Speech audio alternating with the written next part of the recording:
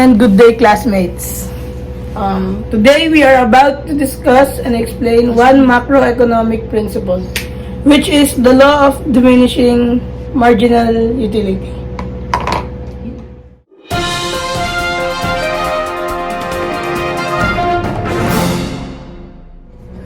First, I will discuss is utility. What is utility? Utility refers to the total satisfaction or value that you get from consuming a particular product or service. Products with higher utility usually have more demand, meaning they can command higher prices. Generally speaking, utility refers to the degree of pleasure or satisfaction that an individual receives from an economic act. An example would be a consumer purchasing a hamburger to alleviate hunger pangs and to enjoy a tasty meal, providing her with some utility. Another example would be people need to eat food to survive, but some foods are better than others. Yun na to. Base sa sarili kong pagkakaintindi sa utility, ito siguro yung pinaka-perfect na example. Yun, wait lang. Gagawin ko lang ng example kayo.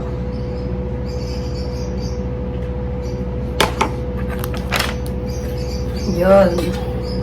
Ito, isang taong naggutom. At ito naman ay isang pizza. Itong taong to, nagugutom siya. Pag kumain siya ng pizza, masasatisfy yung kagutuman niya.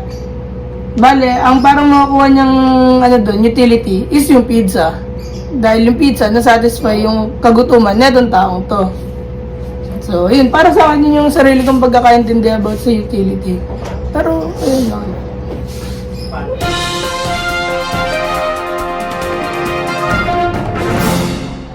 So, to get closer to our topic, I will discuss marginal utility. So, what is marginal utility? Marginal utility is the added satisfaction that a consumer gets from having one more unit of a good. And the concept of marginal utility is used by economics to determine how much of an item consumers are willing to purchase. So in addition, marginal utility is the added satisfaction of a consumer gets from one more unit of a good or service. So, and it is important to know that although marginal utility is tend to decrease with consumption, it may or may not ever reach zero depending on the good consumed. So, example, consuming one candy bar may satisfy a person's sweet tooth. If a second candy bar is consumed, the satisfaction of eating that second bar will be less than the satisfaction gained from eating the first. So, ayun guys, gumawa ako ng example para mas maintindihan nyo lalo. Dito siya guys.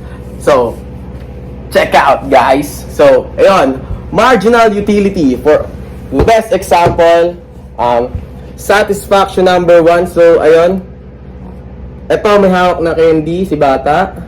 So, gustong gusto niya ng candy, nagki-crave siya. So, ayun, tinikman niya yung candy, bumili siya. Tapos, tuwan-tuwa siya, nakasmile siya, di ba? Yung satisfaction level niya is sobrang taas, 100%. So, lipat naman tayo dito sa pangalawa. Satisfaction number 2. Same person pa rin to ha. So, ayun, nakita niya dalawa yung hawak niyang candy. And, yung satisfaction level niya is bumaba. Kasi why? Kasi, yung excitement niya ba, kumbaga, natikman niya na kasi yung candy. Same candy lang naman siya nang binili. So, parang hindi na siya na-excite, hindi na siya na-satisfied sa kinain niya kasi natikman niya na. So, lahat tayong mga tao, alam naman natin, wala tayong contentment and satisfaction. Basta nakuha na natin, gusto pa natin ng iba. So, ayun lang guys. Thank you. That's all.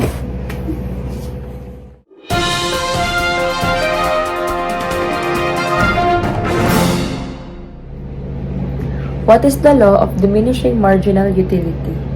In economics, the law of diminishing marginal utility states that the marginal utility of a good or service declines as its available supply increases. Economic actors devote each successive unit of the good or service towards less and less valued ends. The law of diminishing marginal utility is used to explain other economic phenomena such as time preference. In addition to that, the law of diminishing marginal utility explains that as a person consumes an item or a product, the satisfaction or utility that they derive from the product wanes as they consume more and more of that product. For example, consider an individual on a deserted island who finds a case of bottled water that washes ashore. That person might drink the first bottle, indicating that satisfying their thirst was the most important use of the water. The individual might bathe themselves with the second bottle, or they might decide to save it for later. If they save it for later, this indicates that the person values the future use of the water more than the bathing today, but still less than the immediate quenching of their thirst. This is called original time preference.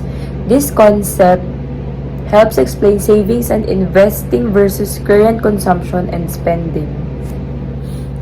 Ngayon, ipapakita ko sa inyo ang ginawa kong example para sa law of diminishing marginal utility. Kung makikita nyo, sa unang parte ay ubos ang tubig, sa pangalawa, kalahati na lang, at sa pangatlo ay halos konti lang ang bawas nito.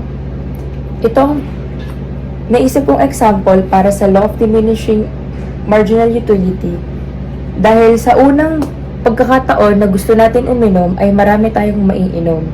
Pero sa pangalawa, konti na lang maiinom natin dahil nga nasatisfy na nung unang good yung thirst natin. And sa pangatlo, konti na lang yung nabawas gawa ng habang dumadami yung ating utility, ang pagsasatisfy naman nito sa atin ay unti-unti ring nababawasan. Thank you. Who introduced the law of diminishing marginal utility?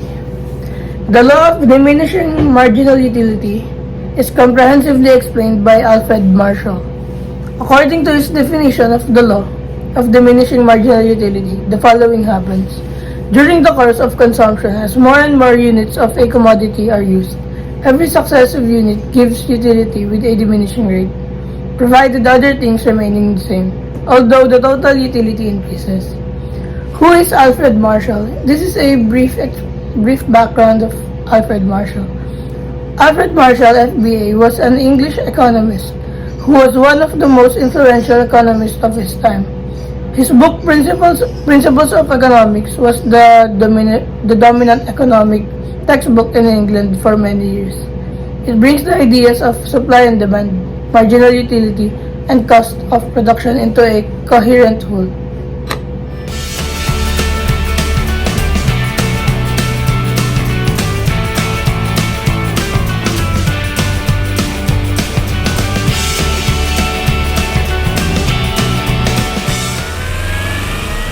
This is Channels Television's Breaking News.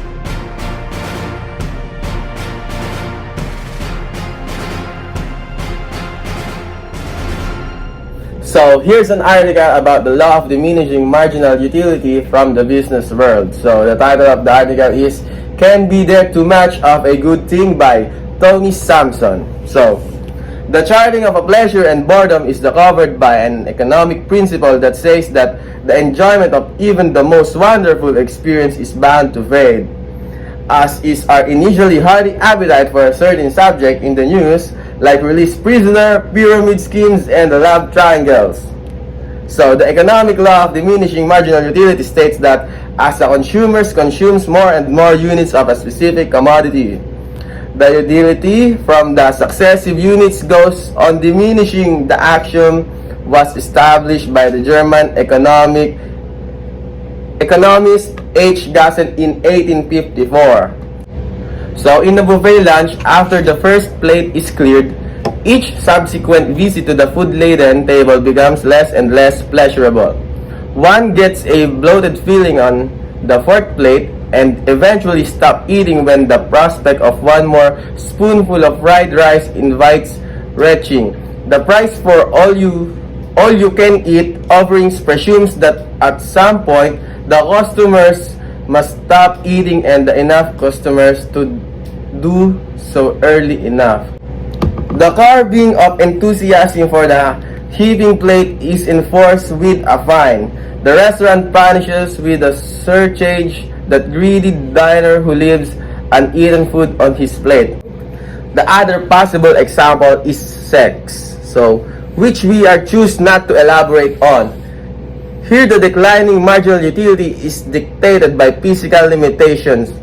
In the case of the buffet, the demand side just can't cope with all the food being shoveled in owing the limits of stomach storage. In the other example, which we are avoiding, even the possibility of the third sortie verges on the astonishing. Thus, we see that in these two examples of the law diminishing marginal utility, there is a physical cliff, where human capacity and added pleasure fall off precipitously, along with whatever anatomical parts are required to be alert. It is the law of marginal utility that makes newly wealthy people like boxer and lotto winners feel the declining pleasures that more purchases of goods and properties bring. They may buy more designer bags, stay in more luxurious hotels, and regularly fly business class. But as this consumption pattern becomes routine, it starts to lose its novelty and then becomes merely boring, bringing on them onset of ennui and then contempt. Anyway, the ability to purchase more expensive items may come to a screeching halt anyway when purchasing power declines. The law of marginal utility affects other appetites too, like the one of news, just as there in the phenomenon of donor fatigue for the tendency to hit the same people with deep pocket for various donations to worthy causes. Media that feature the same news subjects and over create tiredness in the audience with news fatigue for certain topics. While the need to be informed is fed on a regular basis, the subject of coverage has to vary. The reaction of pushing away the still full plate because of buffet stuffness is also felt when the same information feeds the news cycle. The effect of marginal utility leads to another area psychology phenomenon called adaptation. If you come in the front of the blazing heat, say after walking to our old house in Taal, sitting back in air-conditioned van with the cool pleasure offered in the first minute is also sensual. But as soon as the body adapts to the new climate, the feeling of a joy slowly dissipates. This adaptation mechanism also applies to continuing pain and discomfort. One can even get used to working with the toxic office mate encountered daily. The psyche adjusts to the stable state by making this irrelevant unless they happen to be on top. Then the process is reversed. I have another name for the redundancy list. Does this law of diminishing marginal utility also apply to money as commodity? Are those already rich going to push away more wealth opportunities because of the diminishing pleasures of what money can buy? Anyway, there are always new goods and services to try, and the feuding hearers and bill collectors are still lining up for the buffet, bringing their empty plates. So, for the quote of the day, we see that in these two examples of the law of diminishing matured utility, there is a cycle cliff where human capacity and added pleasure fall off precipitously, along with whatever anatomical parts are required to be alert. And that's all by Tony Samson. Thank you.